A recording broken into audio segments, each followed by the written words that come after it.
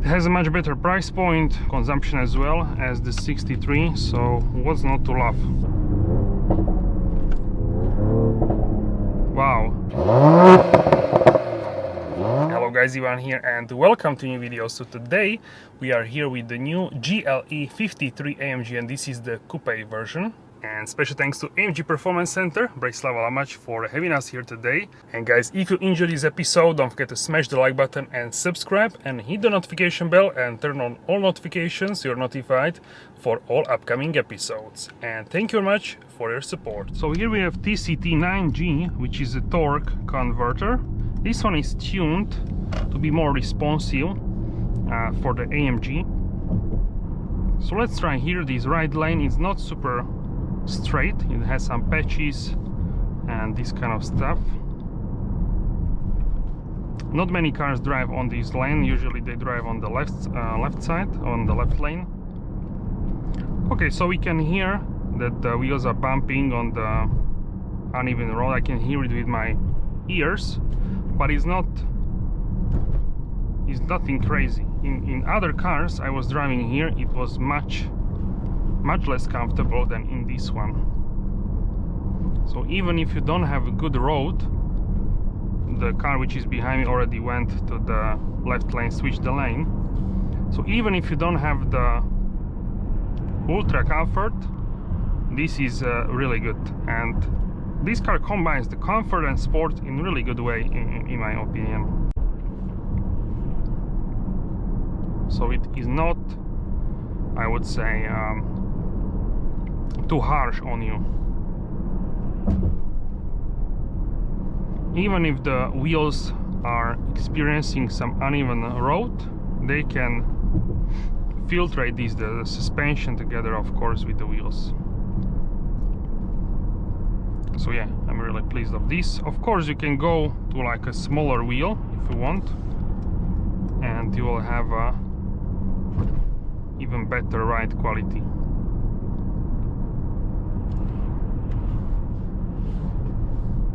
Alright, so now we will slow down as well. Check it out.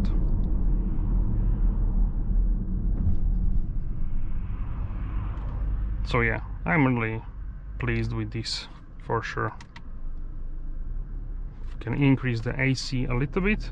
AC is actually really quiet. I cannot hear it at all. At level 2 I cannot hear it. In my car at level 2 sometimes I hear it, but most of the time I cannot. But in some cars actually which I drove, I could hear the AC more, even when the interior was already cooled down. So that is interesting. I find it really nice that the AC can work really quietly. Also, if you press here on the reset, and the car will start moving once again when it's stopped. With the stop and go assist, and the car can recognize that, and it can actually use this as well. So talking about the seats, they are, I would say, really good in terms of the adjustability. So you can inflate bolsters. I usually set bolsters you can have on 0, or you can inflate to like 10. 10 is too much for me. I have it on like a 3 or 4, maybe sometimes 5, but usually 3, 4, which for me is really good between the comfort and sportiness. So the seat can hold me in the corners, but it's not like tightening too much my body. Also, in between the leather patches you have this sort of microfiber material. This is also ventilated. I have ventilation. I even forgot about it. It's so good. It's so like quiet. You can have it on level 3. We can try it a little bit, but I think level 3 is too much. Level 2 sometimes, but level 1 I think it's just enough.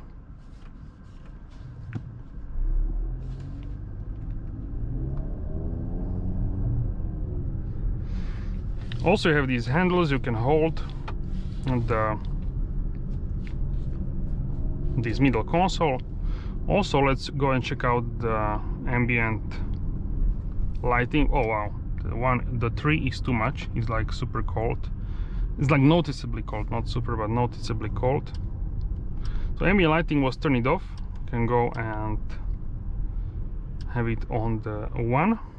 So now you can see ambient light in this car compared to other Mercedes models is not as let's say not as big. You have these smaller LED lines. In some other cars like S-Class, for example, or E-Class, you have larger stripes for sure, larger illumination.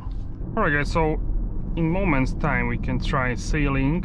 Here we have also Burmester surround system. In the MBUX you can actually change all kinds of settings to make it a better one. You can do, for example, focus on the front seats. You can try it here. Settings, you can go down, entertainment, audio, then entertainment, and you have pure or surround. You can do personal sound profile as well. I find the surround best one, but you can play with the settings. Maybe your setting will be better for your ears. Then you have equalizer, bass. I have, depending on if I'm listening to a podcast or music, on 0 -4 on podcast, mids +6, treble +7 for the podcast I was listening. Balance fader I keep on the middle. Then we have the sound focus, so I have it on the front. You can do rear, and you can turn it off on all seats. Personally, I like the most to have it on the front seats. Then we have loudness normalization. This will equalize the perceived volume to one level, so you can do off, low, medium or high. I usually have it on medium, which is the pre-selected setting. So here in the MBUX menu you have navigation, phone, radio. This is also touchscreen, but you can also use the touchpad here, which in this case is also a nice one. If you change between the icons, I usually use the touchpad, but if you want to input like an address or something like that, it's quicker by touch.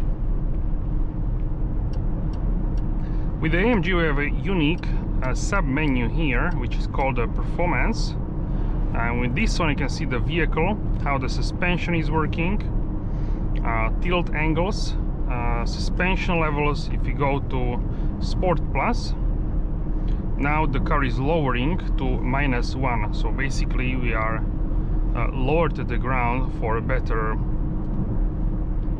driving character, for a more sporty feel and capabilities. Then +1, when you go to off-road mode, you have actually this one. Here is off-road mode, but it's available only up to 110 km/h. You can also press here, and now you can see tire pressure, tire temperature, and when you brake, for example, which wheels are doing what, or if you accelerate, which wheels are putting down how much power. Also you can see how much accelerator or brake are you using currently, G-force as well. And then in engine you have the turbocharger pressure, newton meters, kilowatts, which you are using at the moment, and IWC. Here you have a watch actually, which can function as a stopwatch, and you can see the consumption as well. Here from the start is 10.8 liters. We can check out also the consumption total, so 8.8 liters for my testing so far. 345 kilometers I did it in a more I would say comfortable pace, so depending how you drive, you can expect around 9 to 10 liters per 100 kilometers. If you really try, you can go all the way down to 8.2, these kind of numbers. And if you drive more sporty or in traffic jam, this kind of scenario, then you have of course higher consumption. It can go all the way, I would say, to like a 12 liters. So really for this weight and size of the engine, I think it's okay in terms of the consumption. And if you want, you can balance this with the hybrid, with the plug-in hybrid, which has 80 kilometer range. That's nice and usable actually. So I would say that you can drive daily commutes easily with the plug-in hybrid. depending what is our commute, but usually for people is around 60 I believe kilometers per day, which is achievable with the 53 hybrid. So let me know which you are preferring, the 53 or the 53 hybrid, which is your favorite actually. So we can try now sailing. It should work actually. So you just let the throttle and it should turn off the engine.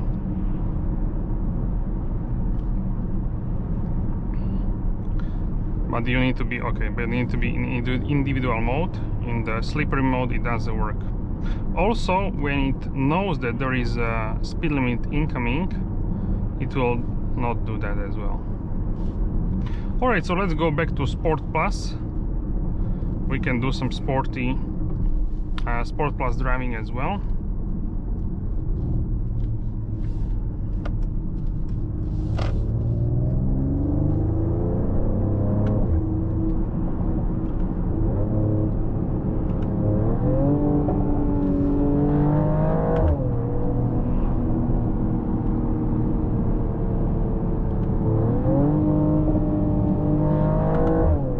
Pops.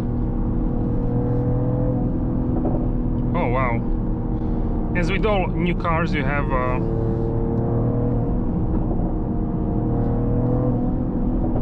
interior sound.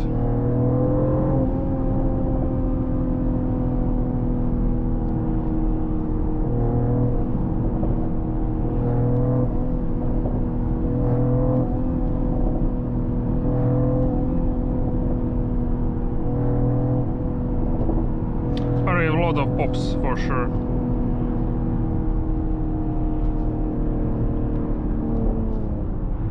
And this is how the car actually drives. You can drive normally in Sport Plus and still you can have a very nice performance experience, I would say. The grip is really good for a steering wheel. It's not thin, it's not thick, just nice amount, I would say, in terms of the thickness.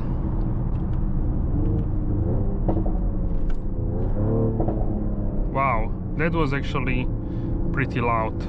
This car is really enjoyable in my opinion, and no wonder this is a good seller, because many of the 53 series are selling pretty well, I would say. So it has a much better price point and consumption as well as the 63, so what's not to love?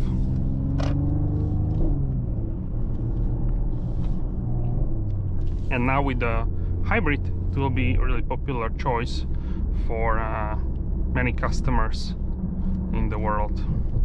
Good option is also go for Sport Plus, or you can set it up in individual, the engine in most powerful way, and then you can switch the suspension to comfort.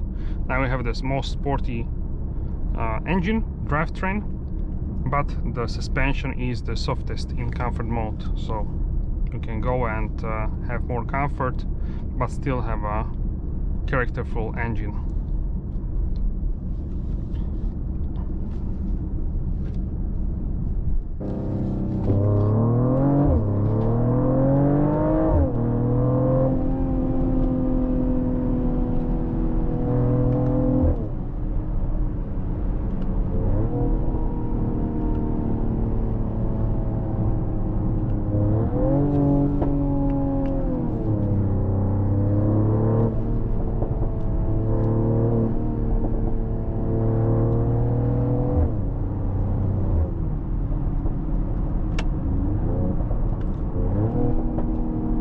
So this is a very nice selenite grey metallic. Check it out, it's sort of mid-level grey.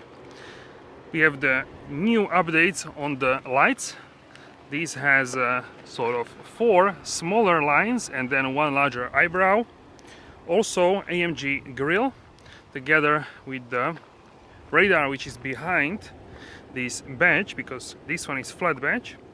AFFALTERBACH crest badge, really nice detail for all new AMGs, replacing the Mercedes-Benz one, and new updated front bumper as well, so you have a more sharper edges as well. This car has nice package, so the middle is actually in gloss black. Check it out, really nice. Two power domes on the front hood.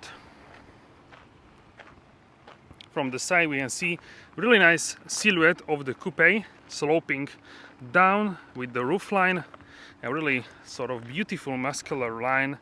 To me this is I would say even better looking than the SUV. I really like the coupe for some reason. Alright guys, so let's check out what is under the hood. So here we can find the 3.0-liter 6-cylinder petrol engine. This one is enhanced by AMG. You can see here the branding as well, 6 cylinders. And this engine produces 435 horsepower. And the sprint from 0 to 100 kilometers per hour, 62 miles per hour, happens only in 5 seconds. Top speed 250 kilometers per hour, 155 miles per hour. So let's talk about the engine more when we go shortly for a drive.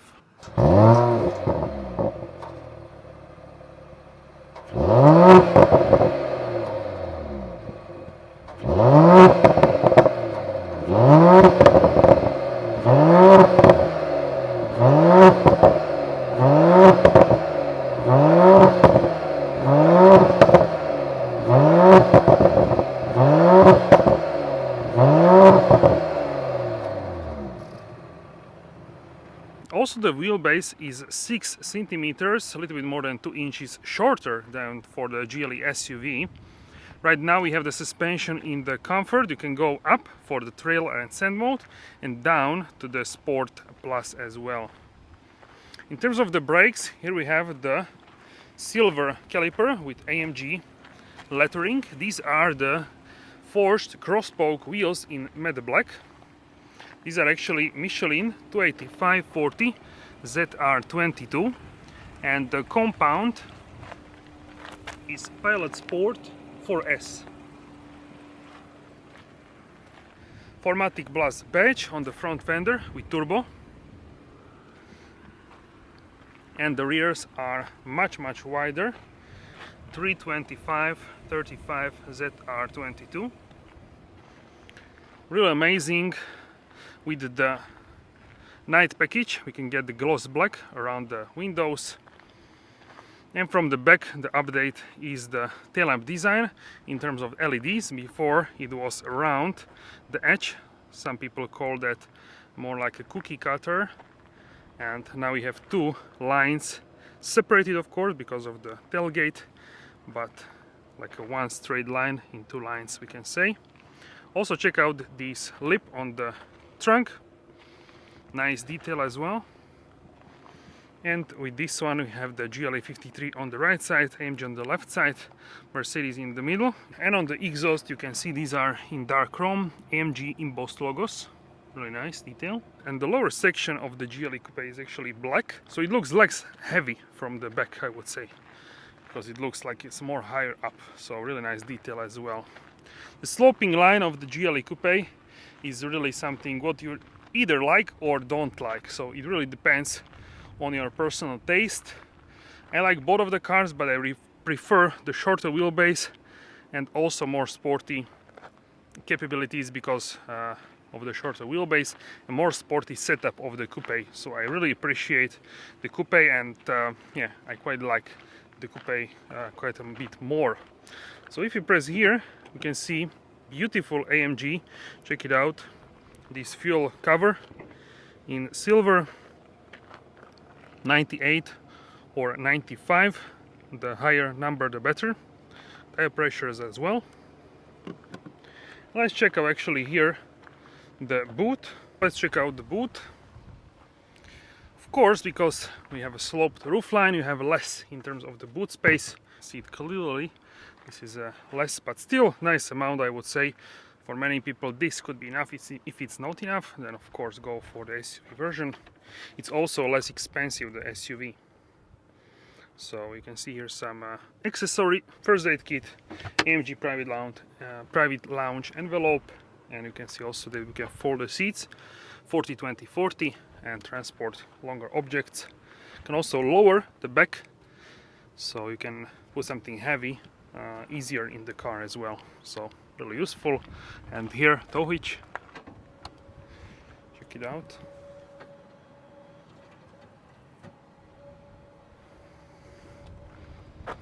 And automatically it can go away as well.